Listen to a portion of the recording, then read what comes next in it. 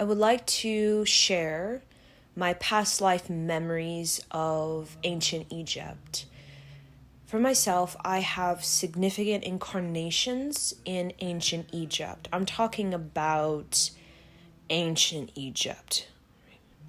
There's patriarchal Egypt, which is in our history textbooks, right? If you go into any high school textbook, that is what we call as patriarchal Egypt, right? Patriarchal ancient Egypt, which goes to, you could say, 5,500 to 7,000, right, years in the past. This particular ancient Egypt goes much further back, right? I'm talking about possibly 30,000 years. So this is very, very ancient, and this is ancient Egypt that I'm referring to is the ancient Egypt a lot of us resonate with, but it's not necessarily in sync with our current Egyptology when it comes to the culture of ancient Egypt. It's kind of like it's a piece, but there's an actual bigger piece, right? Patriarchal Egypt actually came from this ancient Egypt, from matriarchal Egypt, right? And there is a lot of esoterics, a lot of mysticism in, we know, as like the culture of ancient Egypt, patriarchal Egypt, that a lot of Egyptologists can't decipher, right? Because again, it doesn't belong to a patriarchal lens. It actually belongs to a matriarchal lens. So if we were to expand beyond our patriarchal view of ancient Egypt, we would be able to decipher a lot of these codes, right? When it comes to hieroglyphics, and when it comes even the connection with ancient Egypt and Mars and Sirius. So this particular ancient Egypt, this is a cosmic community, meaning during, you could say, 20, 30,000 years ago, as I can remember, this was a cosmic community. So I'll try my best to describe, right, in my vocabulary that I have, right, these past life memories. So, and it's going to be from my perspective on what I was doing, right, in ancient Egypt and what I observed and my experience. It's going to be very, very much through my lens, right? So in matriarchal Egypt, which I've discussed about this before, right?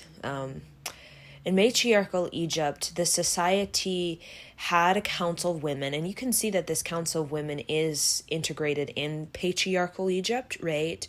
But they're known as, you could say, they're known as like the psychics, basically, right? The psychics, and then that became the immune priesthood, which it transitioned into men. Men became, the psychics, right? Where they would prophesize about, you could say, the future, right? And women as well would be doing that, but it definitely did transition into this immune priesthood, which became about men, right? So there was a council of women, and these council of women were considered the great judges, right? The great judges. And they were very, very psychic. Very psychic. Like, you could not pull one over them, right? They were very psychic, but they were trained from a very young age.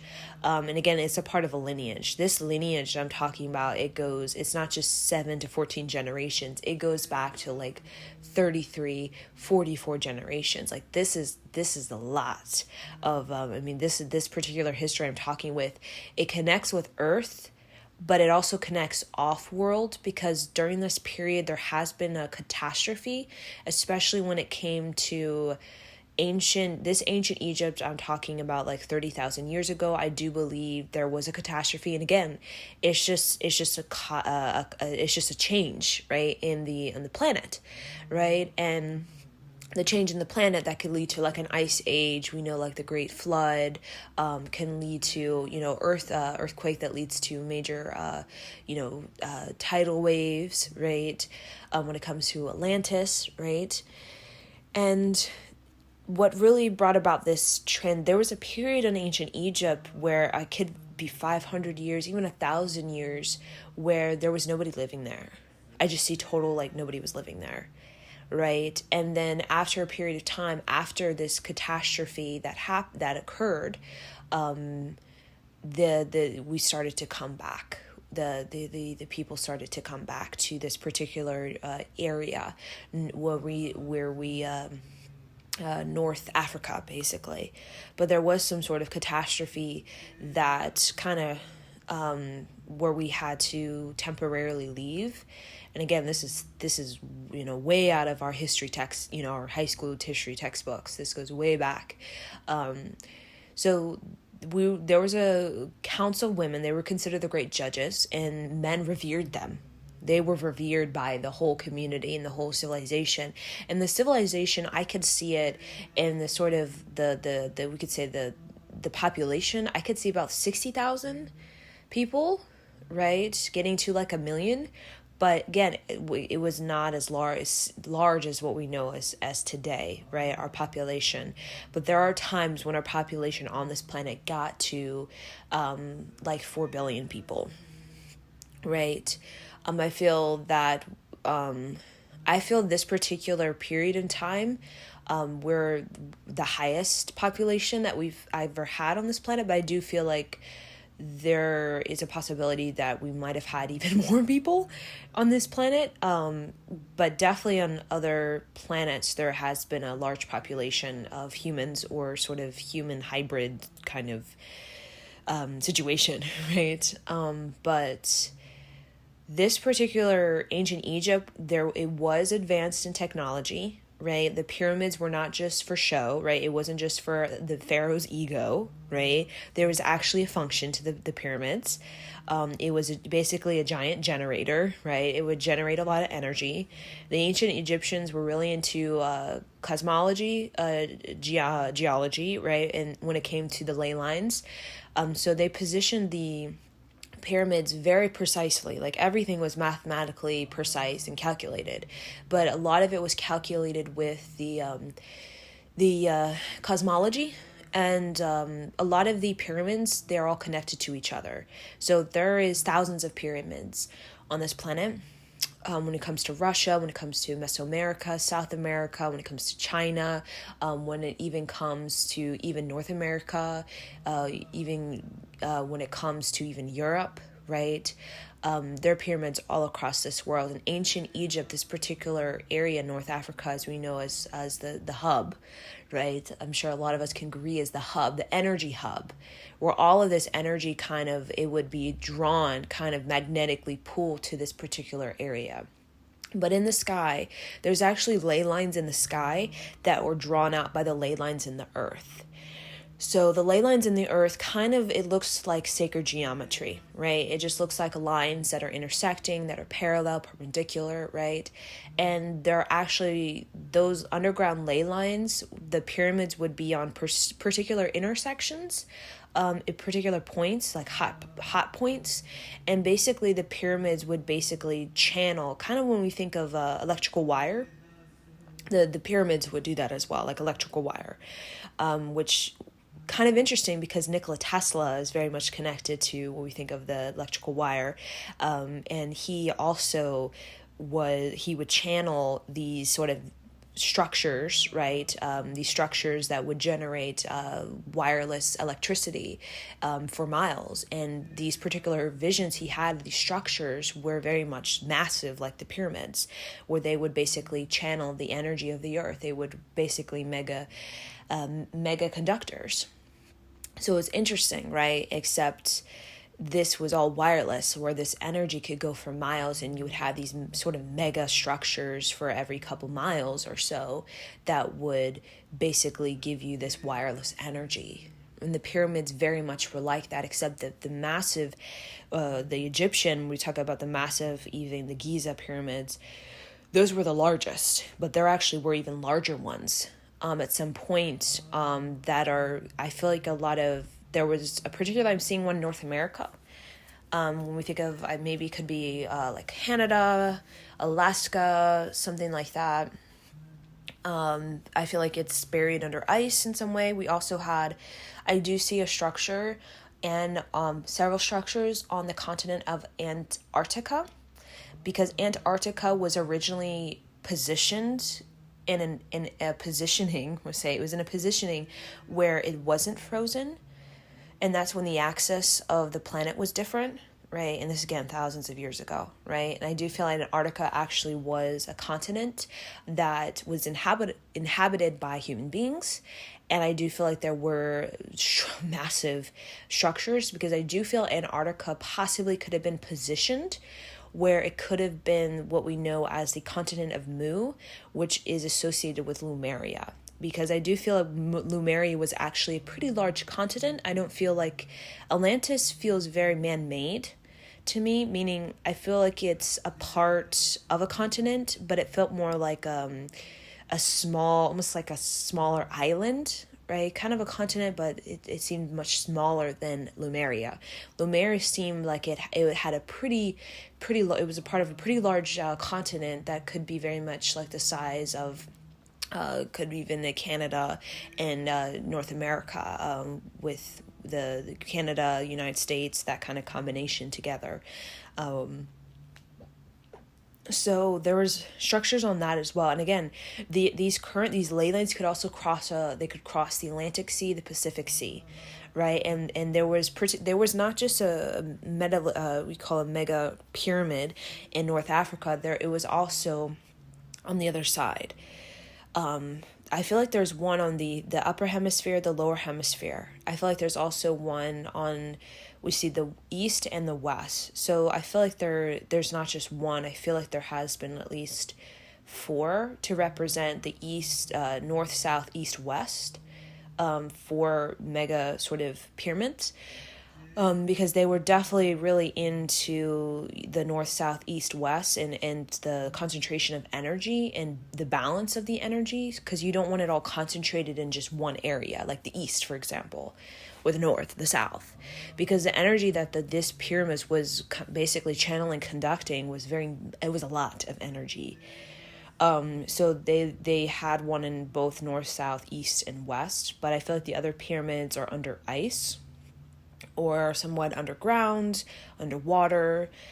I'm not sure, right? So with this particular ancient Egypt, these ley lines were not just used as we know for energy, for the technology that we've had. A lot of this energy was very high, a lot higher energy that we were conducting on this planet than this current day. The generators at that time were mega, right? Mega. We talk about enough, for the city of Los Angeles, for the city of New York, for major cities, like multiple major cities, it could generate enough energy for that, right? And it was very stable as well. It was renewable, stable energy. So it didn't have a lot of like off and on.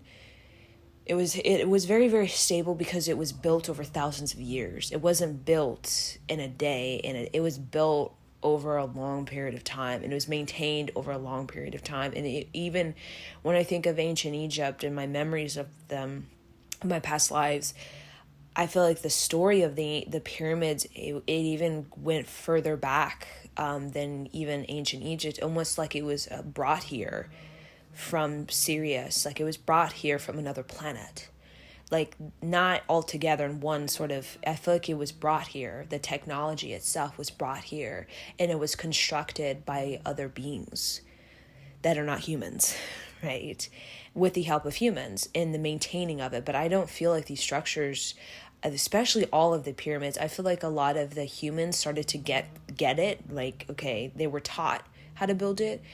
But I feel a lot of these were built, the technology itself, the knowledge itself, and the whole sort of mathematical formula to it was very much given from another sort of humanoid civilization that's off-world.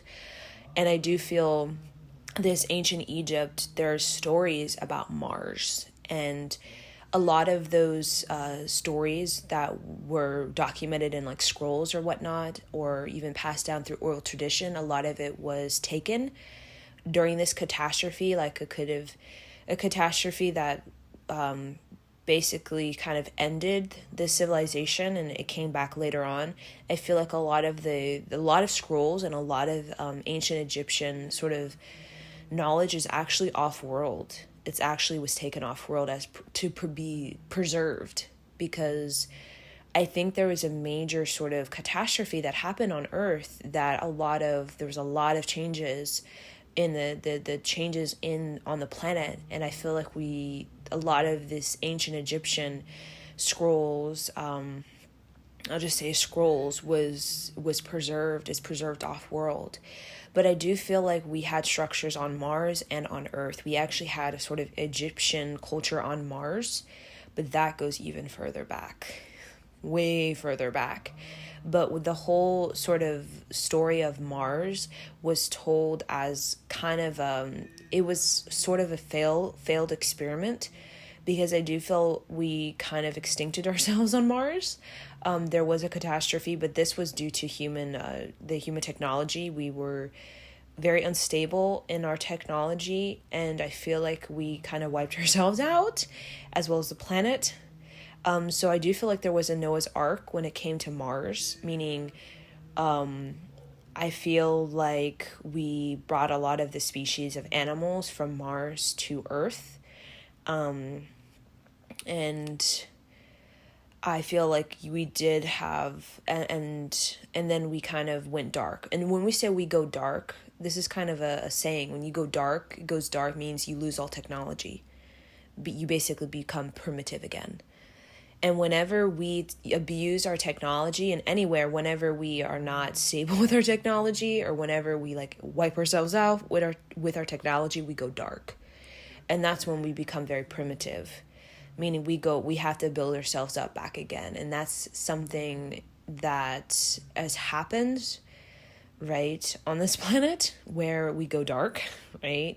We talk about the dark age, is where everything goes dark. You don't have technology. You basically have to just rely on the earth. Like all the sort of technology you have is like agriculture, irrigation, like farming, but that's about it, right? You just have basic like earth knowledge, right, on how to cultivate the energy of the earth. Which is actually a part of, we actually must have that well ingrained in us, the how to cultivate the land. We have to have that well ingrained in us, because when we do get to these periods of advanced technology, if we don't have it well ingrained in us, we get very, very disabled. We've gotten very disabled, where there has been periods where these kind of basic sort of knowledge of like how to cultivate the earth, when we don't have it well ingrained in the society and the civilization, we can get very, very imbalanced and very unstable with our technology, because the part of the technology is about, we just get really, really woo-woo, and really, like, when I say woo-woo, like really, really, like, just too much, right? We can get really too much. And that's why having it well ingrained, the sort of, irrigation, agriculture, like farming, like these basic sort of more primal knowledge, is because it definitely does help us balance out, because we definitely struggled with technology on this planet. We have gotten to even higher levels of technology on this planet, but we weren't able to stabilize.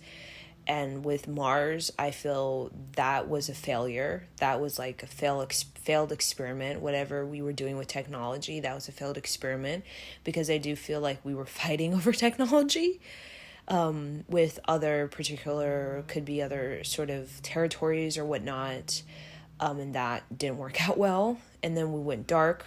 We went to Earth. I feel like we had 3 golden ages on Earth this far, and again, hundreds of thousands of years, and each golden age can last like 3,000 to 5,000 years, and we really haven't gotten, I feel we've had like a long sort of golden age on this planet, right? We talk about a long golden age of like 5,000 years. But I feel like I feel like we've, I feel like I feel like we did have a pretty long period on Earth of higher consciousness, what we'll say, right? In the age of, the golden age, which is the age of sophistication. And with my memories, I'll just get into my memories, right? Because again, these are all just bits and pieces of my memories. So in my memories, in this particular incarnation, again, it could be a multitude, I was like a calligrapher. I was like in a high priestess, and a lot of the high priestess could be male or female. But it was those particular people who had more of a feminine, they had this sort of this feminine, they were very, had this psychic gift, which not everybody had. It's just they were drawn to it naturally, the high priestess. And the high priestess works with the Akasha, which works with the great library of the earth and great library of the universe. And you would basically document it through calligraphy.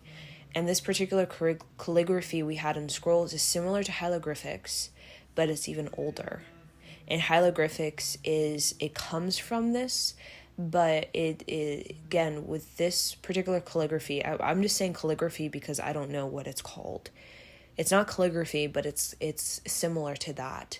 But it's very old, and it doesn't come from Earth. It comes from another, like, I'm just gonna say Sirius, because that's what I resonate with. And a lot of the calligraphy that I worked with was basically the Akasha, which would work with the knowledge of the earth and the knowledge of the stars.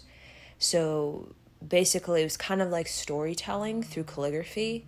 And that was kind of what I did in previous lifetimes. Very much would be considered like a librarian, I guess, of this time, where you would be trained to basically tell stories and document it on scrolls, right? And to basically you would even put it on like tablets or whatnot, right? Or, megalithic sort of structures.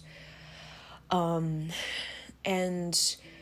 with the high priestess sort of what I was in, it was something that you were in very young, and it's kind of like an esoteric school. And this high priestess, basically it was like psychics and mediumship and knowledge. It's basically about knowledge and channeling. Like you would go into these altered states of consciousness and basically you would channel, right? And you would gather information and gather knowledge, and you would basically document it, kind of like Edgar Cayce, right? You gather knowledge and then you would basically write it down and document it. And that was kind of a big thing in ancient Egypt, especially in the high priestess. That was a big thing. And there was all kinds of different sort of roles. For example, with the judges, right? The judges were usually considered matriarchal women, elder, like they would probably be like considered like the older women, right, of the community. And they were considered the warriors. They were very, very strong, very strict, it had a lot of integrity. And they would focus on justice and focus on order, right? And also karma. They would focus on people's karmas, and they would help people with their karma. They would know people. They would look right at you and they would know your karma. They would know your past lives. Like they would just know, right? Very, very interesting. So they would help people resolve their karmas, and they would even help with like marriages and arranged marriages, because they just knew what kind of connection, karma they had with particular people, and what they need to heal and resolve. And it wasn't like the people were reliant on the judges. It was more so like codependent. It was more so that the judges were there as like assistants, kind of like a guide, you could say. And you can see that even in like when we think of like Greek, right? Ancient Greece, and the whole stories of like there's these, like Athenian gods that people go to get for guidance, right? They're kind of like judges where they help them with their karma, and right. And with the men were very, very different than now. The men were, they would have a manhood, right? Men would be with other men, and they would basically kind of, when we think of like Atlantis, train, right, as like warriors, and they would really focus on their energy, like their life force. They would really, really be in their life force. They would work heavy on like having a strong life force and really working on their ego. So men with other men would be like working on their ego, right? Working on their ego. And women with women would be working on you could say, working on love, right? Working on love, right? And sexuality, right? So they would work a lot on their life force, like getting strong in the physical body, and women would work a lot on like love and sexuality and sensuality and that kind of thing. So usually women are seen as very voluptuous, very beautiful, very bountiful, they were seen as very attractive, right? And men revered these women, right? Men, they had a strong sense of self-control, right? These men, they had a strong sense of discipline and a strong sense of self-control. And they were more like protectors of these women. They weren't like violators or like, molesters or like trying to like control these women. They were very much protectors. They valued these women. They understood the virtues of this woman. These women were actually very important to the balance of the civilization, because they understood that the women, right, when the women are well taken care of, and when the women do have higher self-worth, that just raises the worth of the whole tribe or the whole community, the whole civilization, basically, right? So they understood that women with low self-worth can't properly raise their children, and it just kind of lowers the status of the community or the tribe. And men understood that, so they didn't want to tamper with that. There was a lot more of a respect going on, because the women basically were the artistry of the whole tribe, the community. Like the currency, when we talk about money, was on the women. The women knew how to make the money. They were the breadwinners, basically, in this Egyptian time, because they knew a lot about business. Like they were very smart, these women. And even you see that in the Vedic society structure of sort of ancient Egypt, ancient India, right? And the men, they understood, like the women, they just were very, very smart. They were very innovative. They knew how to like make agreements, because they had a strong sense of intuition that men don't really understand. They don't really have that capacity to have that sort of intuitive awareness that the women have, right? So the women were very, very innovative, very inventive, and they had a sort of a business mind that was actually very different from men, right? But actually a lot more well-rounded than men, right? When it came to the sort of business of these women. They just attracted the wealth to them. They just attracted wealth just naturally, right? Through their wisdom, but also through their artistry, which had to do with their medicine. It had to do with their teaching, their philosophy. It also had to do with their technology, and also had to do with their society, right? It was like the society was very much modeled by the women, right? So men would be with other men, and they would, work on their life force. They would also work on like their ego, right? Self-control and discipline, right? And I talked about men, in this particular society, like sexuality, for example, like sacred sexuality, that's basically what it was. Sacred sexuality was what can be very erotic, right? As we kind of can sort of understand, it can be very erotic, very passionate, right? But it also can be, it was very healing, right? It was very, very healing. And the sexuality back then was a little different, than it is today.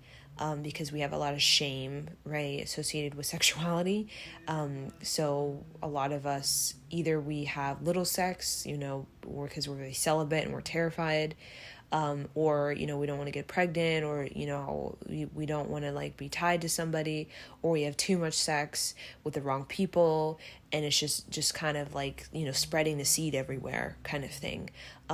This particular culture, like sexuality, was sacred, but it was very deep, right? It was very, very deep in the way that it wasn't really casual in the way like you just, one night stands or just randoms, because it was like a ritual kind of thing. It was like a practice, right, of like a spiritual practice in this particular time. And with, like multiple people, I'm not so sure about that. A part of me feels that there was a period in ancient Egypt, probably maybe in more the patriarchal time period, where it was like, multiple people and like, orgies and stuff like that. But I don't feel, I do feel like if that was something, I do feel like there was sort of a sacred sexuality about that. I feel like it was a very ecstatic, exotic, and high like energy experience that a lot of people, very much couldn't handle. But it was not what we think of today, like in the porn industry. It was not this degrading, violating sort of molestation of somebody that just, leaves them feeling soulless, right? The sacred sexuality wasn't just like intercourse, right? It wasn't just pounding each other and trying to ejaculate, right? That was actually not even a part of, it was a very small part of the bigger thing. Sacred sexuality had a lot to do with the energy and the energy exchange, right? So again, you could be in a room and it could feel like there's an orgy, but nobody's having intercourse. Meaning the whole room is like you're in a room with men and women, and they're participating in what we all know as tantra, like platonic tantra. Platonic tantra was actually a thing, right? These ancient Egyptians, they were very clean. They were not dirty. They were not mixing their blood with each other, mixing their juices with each other, mixing their insides with each other. They were very clean, right? So they're not like the Romans where you're mixing your blood, your juices, right? Because they understood that could lead to disease, right? Spreading of disease, right? So ancient Egyptians were very clean, they didn't believe in, mixing of the blood, mixing of the juices, mixing of like, your emotions with somebody else. They believed in boundaries, right? They believed in individualism, actually. Right, they didn't really, they were in this oneness consciousness where a lot of them were telepathically kind of emerged, but they also were individuals. Like they didn't really need to have intercourse to have this orgasmic experience. You know what I'm saying? So when we think of like, group orgies, we usually think of like hardcore penetration, like porn, basically, hardcore penetration. That was not that. A lot of these group sort of tantra, platonic tantra, was about enhancing the aura, enhancing the radiant body, and really calling in the soul, right? It was about embodying the soul and embodying the community or the tribe, or the embodying you could say, your higher consciousness, right? Through connecting with other people. So there was it was very ritualistic.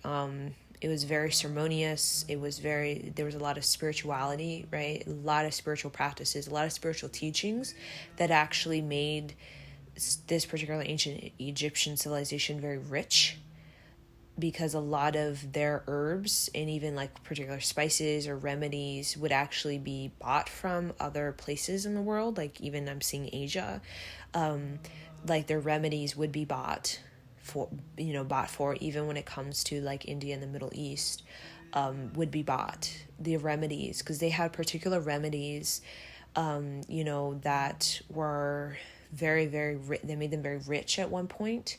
And also there was gold. There was also a lot of gold in North Africa, as well as in sort of, was it West Africa? I'm seeing like towards the coast. There was actually gold, and this gold also made ancient Egypt really rich. And also this gold was also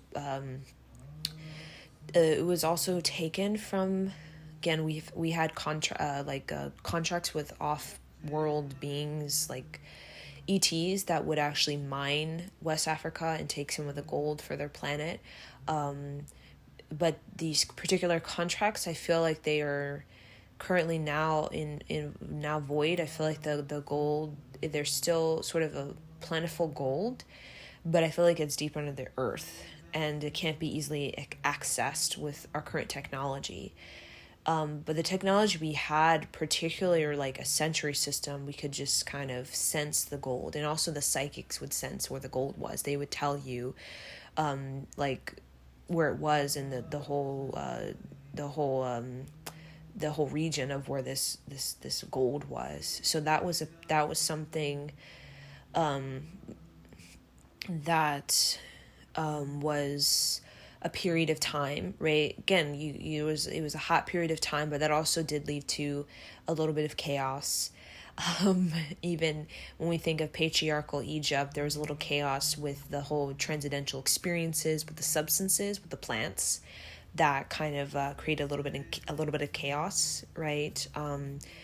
The kind of people may be addicted to this plant medicine, or that they're taking for these altered states of consciousness. Even with the gold, there's a little bit of aggression and you could say sort of attack that happened during this period, or kind of fighting over it kind of thing, like who gets it kind of thing. But in this particular civilization that I remember myself in, it was very neutral. Like, it was, in these lifetimes I had, it was very neutral. Yes, there were periods of conflicts, crises, but there was a sort of neutrality. Again, it was a golden age. So it was like there was at least 7, 14, even 33 generations of people who were raising their vibration, right? We know today in the dark age, right, where we're getting into, right, raising our vibration. We know that in our past, we don't have many people raising their vibration, right? It's more so of like lowering our vibration kind of thing over, history in our past on Earth, right? So with this particular period, could you imagine if you had 7 to 14 to 33 generations that were actually, every single one of them was raising their vibration and not giving up, but kept raising their vibration throughout their entire life? Can you imagine what kind of state that civilization would be in if everybody was doing that? You know what I'm saying? And they didn't, fall into these ruts or into these settling, low self-worth and self-destruction, right? So, the population was not as dense. Like I said, there was like civilizations, like pockets everywhere that had this sort of higher technology. And this also was a period I can see of like Atlantis. I feel like this could be right before Atlantis. Again, I feel like Atlantis might have happened after this particular ancient Egypt period I'm talking about. Atlantis took some of the technology and kind of created their own sort of civilization that was very wealthy at one point. And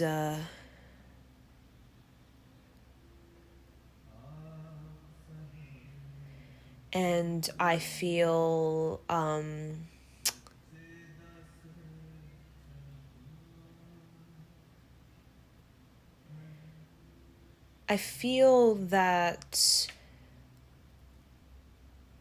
Atlantis, again, Lemuria is even much older than what I'm talking about.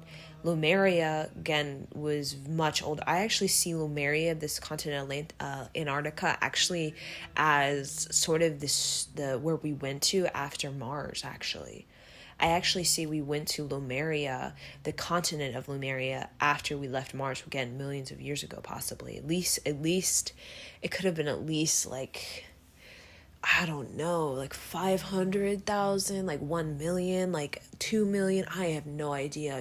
Time goes by so fast when you're in when you're dead in the higher realms, right? It feels like, 500,000 years, it actually feels like 5 years, basically. That's how fast time goes when you're dead in the higher realms. It could be like, 500, 1 million, 2 million years, somewhat. Where we came from Mars to Lumeria. So if we were to somehow, Lumeria were to kind of de-ice, or whatever we call, and reveal some of its pyramids and some of its sort of structures, we'll actually find kind of remnants of Mars, if we could also connect with Mars as well and sort of dig up a lot of the structures on Mars too, that it's deeply under sand or dirt or whatnot, right? But Lumeria was, we came from Mars to Lumeria, and that's why Lumeria was considered very, I considered Lumeria actually one of the most, I wouldn't say most advanced, it was the most advanced and balanced. Meaning there's a sort of ranking, like you can have a lot of technology. There are ETs who, they travel the universe in their spaceships. They have a lot of technology, but they're very imbalanced. Meaning they have these little bodies, these big heads. That's considered imbalance, right? You need to have you need to have moderation, right? You need to know how to mediate, right? You can't just have all this technology and then your planet is becoming dust, because the technology is overriding the actual land. You know what I'm saying? So the ETs that have these big heads and these little tiny bodies, a lot of those ETs are actually infertile, and a lot of them are actually going extinct, right? So when we think of these, they're so advanced, they have, the big heads and they're so smart and they can travel the universe, but they're imbalanced, right? And that's why a lot of these ETs with the big heads and little bodies are coming to us, because they're infertile. Meaning they need our egg, mostly, our egg and semen, to actually create their own, and also a lot of these big-headed and little-bodied, ETs are actually coming to us as humans to create a new civilization on their planet, one that actually is more balanced. Because when your technology, when you get so in your head, so in your brain, and you get out of your body, you may get a huge brain and a little body. And that's kind of what's happening on Earth. Right? Our technology is putting so much focus on the brain, so much stimulation on the mind. And what's happening is that, our hips, we're seeing a lot of women who have difficulties giving birth. I mean, we've always had difficulties, but the birth, the death, right? The death rates of women after birth is actually high right now because of the hips, because the more we're stimulated in the brain, the less we're in the body, right? And that's why there is a huge focus on maintaining, the sort of, the basic knowledge of Earth, which is like farming, basically farming and herbalism. There's a huge emphasis on maintaining your connection with farming, herbalism, because that's going to keep you in the body, right? Because again, these ETs, big heads, little bodies, they can't procreate because their body just they can't hold it, because their body's weak, right? So and they started out as us. They started out even like their head was in nice proportion with their body, and then over 100,000 years or so of their technology, their body got smaller, their head got bigger, right? So those ETs are basically going extinct. They're very infertile. There's a group of greys that are very infertile, and that's why they're trying to use the egg of women and semen to try to populate these planets, right? And they have agreements with, you can say, the Earth and the higher ups of the Earth. But the Earth, particularly this period, I will talk about Sirius because I do resonate with originating from Sirius, this particular ancient Egyptian artistry, because it's artistry. Like calligraphy is artistry. And there's different styles. Like you have a different fashion. Like you think of India artistry, right? When you look at like the Hindu art, right? Or you look at Asia and you think of like the Buddhist art, right? It's very unique. And the artistry is really what makes the civilization rich, right? Because in the ancient times, we're more into trade, right? Than we are. The currency was based off a trading system. Like I trade, these rugs for your chalices or whatnot, right? And there was different rankings of trade, as we know, and that still goes on. Everything is always going to be about trade. But also there was a period that we're kind of getting back to with the cryptocurrency, where it was like wisdom, teaching, philosophy was high in demand. High in demand. And it's kind of like cryptocurrency, where whoever has the most attention or the most views, the most likes, gets the most online money, right? Kind of thing, right? Because attention is energy, and energy is currency, right? Money, right? Energy, attention is energy is currency, right? And that's kind of, what it was in ancient Egypt as well. So you had these really, really fine, like, artisans and, like, clay builders, or all these kinds of talented people, and they would, they were high in demand in many ways, because again, in this ancient culture, we were very ritualistic, very ceremonious, and very spiritual. So what that meant is we put a lot of focus on, like, a rich status in this ancient time. It was not about how many cars you had. It wasn't about, for example, I know I have this type of car, this type of house, this mansion. It was based off of how rich you were with experience of art or artistry, right? So if you had, like, for example, in your house, you had, like, this fancy mandala, you were considered high status, because that fancy mandala belongs to a philosopher who's actually very, very much wise and very revered, right? So we know art, right, represents status today, but it was very different even that time. Like herbalism, remedies, if you had it, you were considered of higher status in this particular time.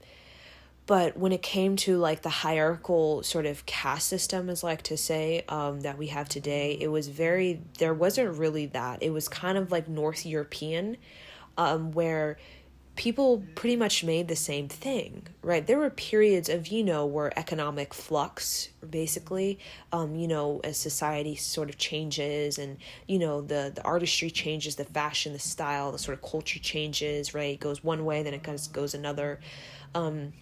But we were more of like a socialist, in ancient Egypt.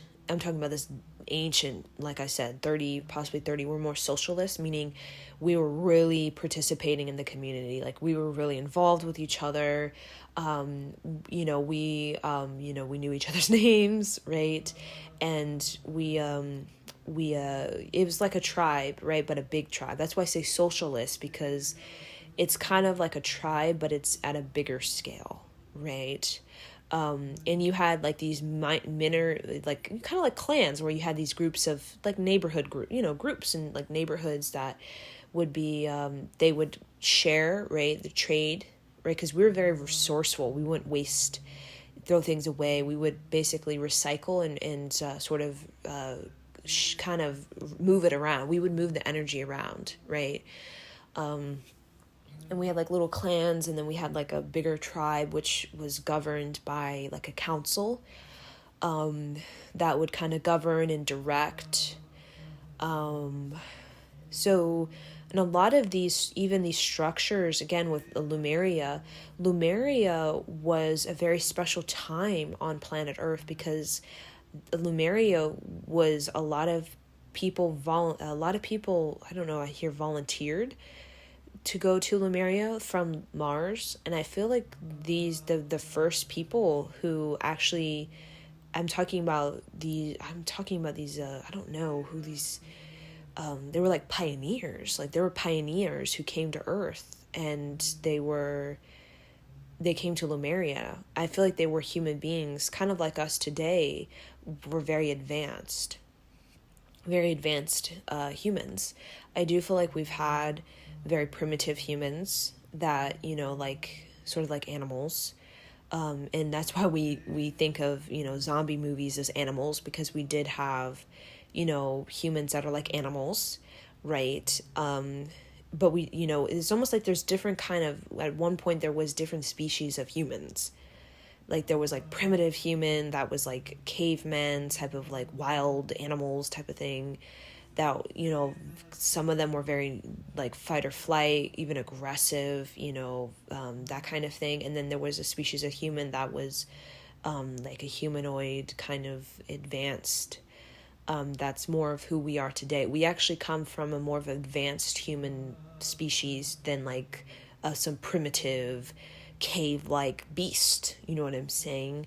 A lot of those cave-like men beasts are, I would call, defaults. Does it sound like that? Like sort of defaults, like because I do feel like there was some sort of genetic sort of experiment going on, and they were kind of like defaults in some ways, right? It's almost like you create this human and like a child, but it's almost like they were mutated in a way that failed, they were failures. And then and then there was a pioneers that came to Earth that lived in Lemuria and created a civilization in Lemuria that actually brought about this Earth, that actually brought the what we know as the Earth, basically, with human species, of intelligent human species, because there are human species that have been on this planet that are not intelligent, right? They're like a bunch of aggressive kind of animals, right? Or they were very mutated in a imbalanced, right? Very very imbalanced, neurologically, biologically. There was some sort of imbalances with that I'm picking up as well. So Lemuria, again, really, really paved way for even this ancient Egypt and later Lemuria. So the three gold ages I associate as Lemuria, which was the basically the preface of the whole Earth, basically, and the whole golden ages that are to be, right? They created the standard for what a golden age is. And again, these humans were not, they were not, what do you call, they were human, but they were also hybrid or something. And some of them were not even human. Like there was also another like species, like Pleiadians that came. Because I really feel like Lemuria was of like Pleiadian pioneers that came and then helped humans or something like that.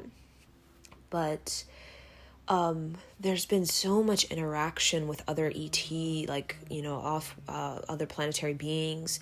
There's been, like aggressions, right? Like controlling of like the gold and the mining of the earth for their planet. There has been a lot of, you can say, negative influence from particular groups of ETs.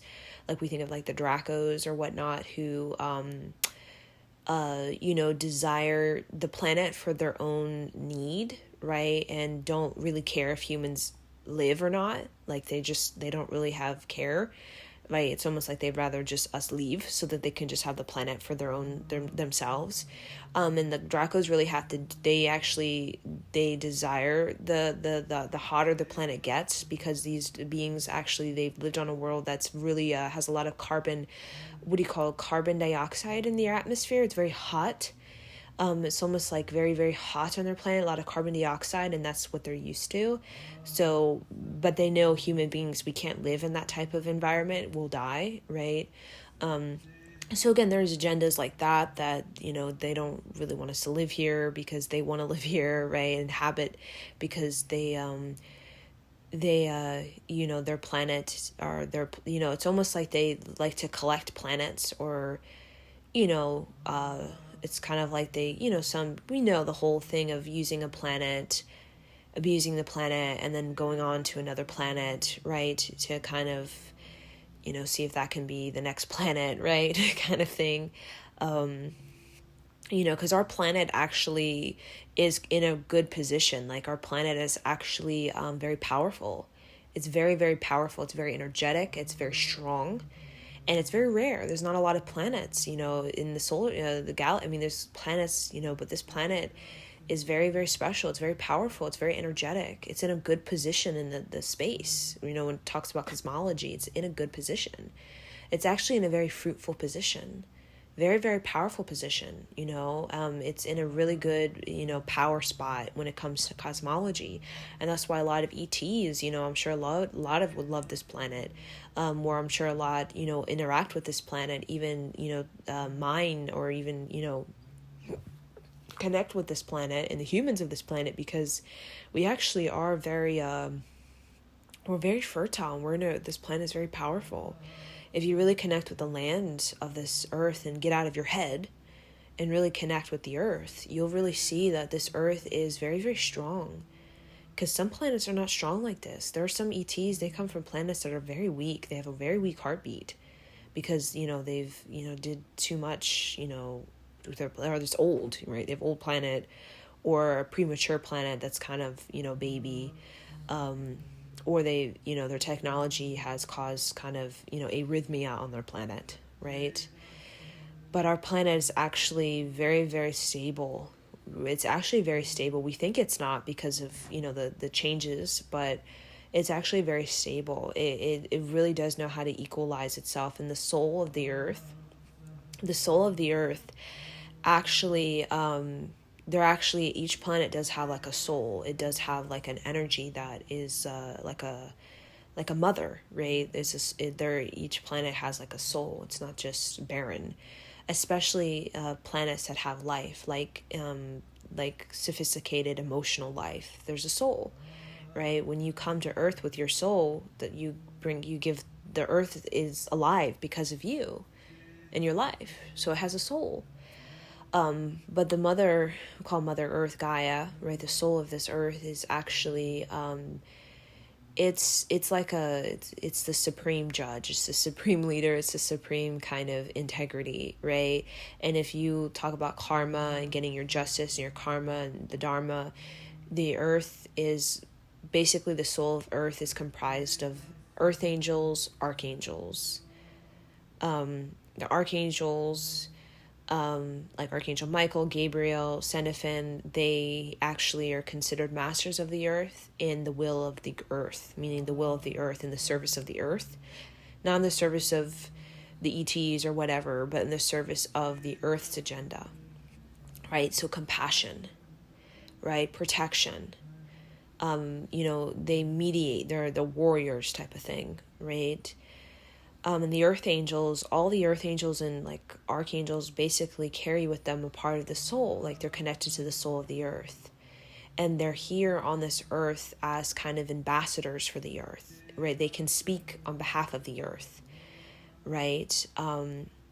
They channel the earth, right? So a lot of these earth angels, archangels, the earth has its own unique soul, its own consciousness, and its consciousness is very unique and very precious.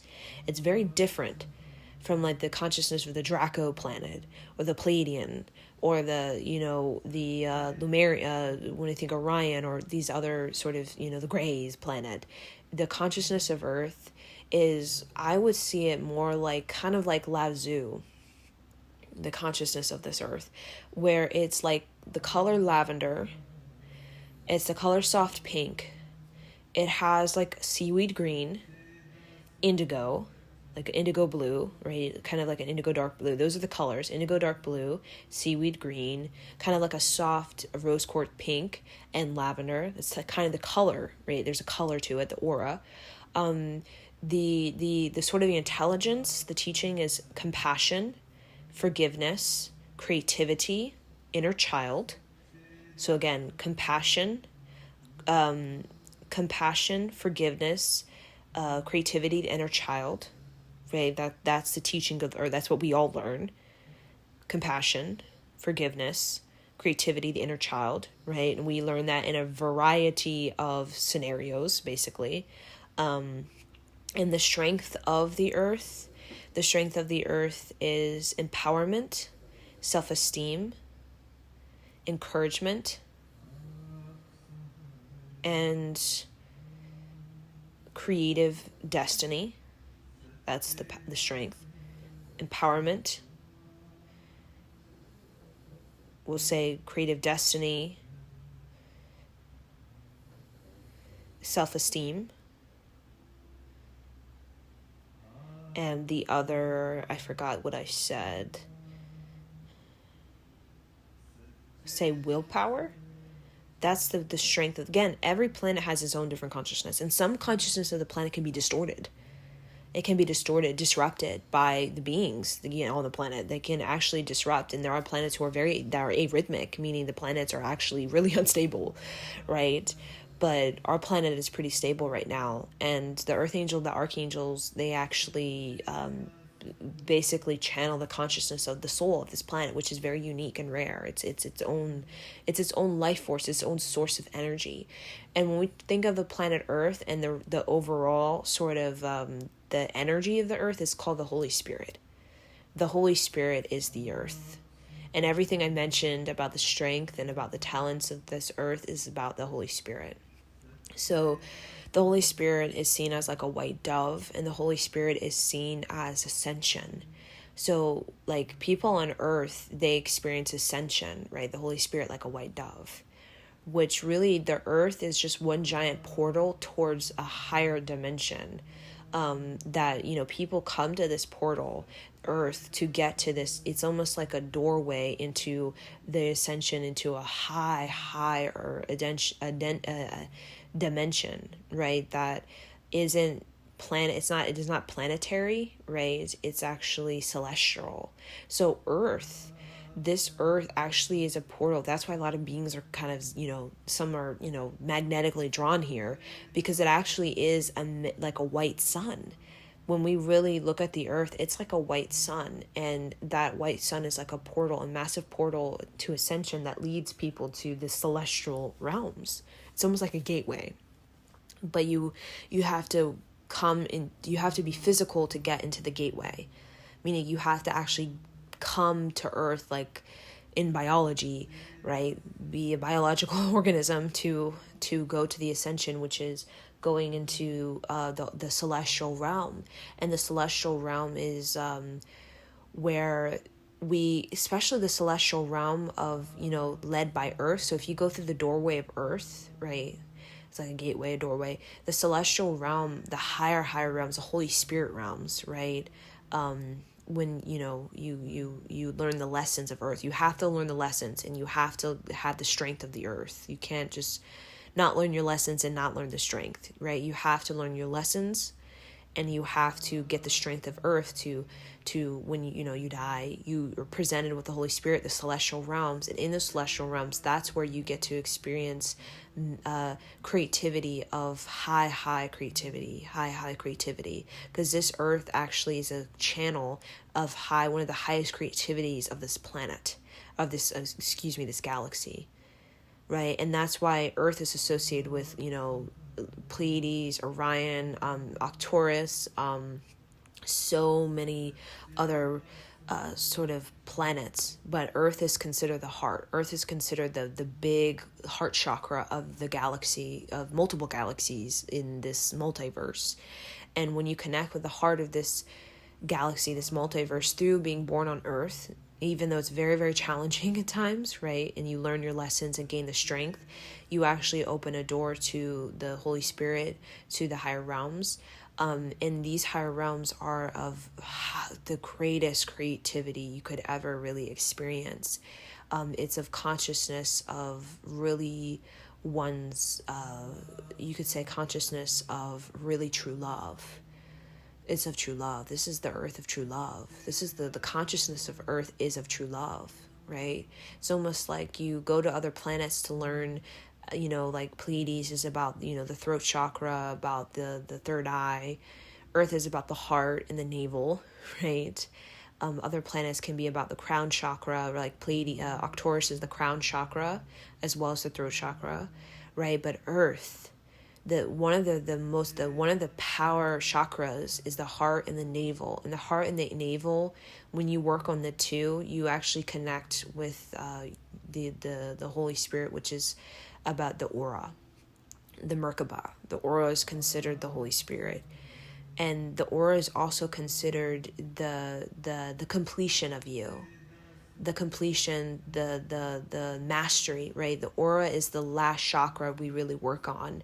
It's considered the completion, the mastery of all your incarnations, because all incarnations from the crown chakra to the root chakra are about the completion of the aura and the mastery of the aura. So I'll leave you guys with this, and Sat Nam.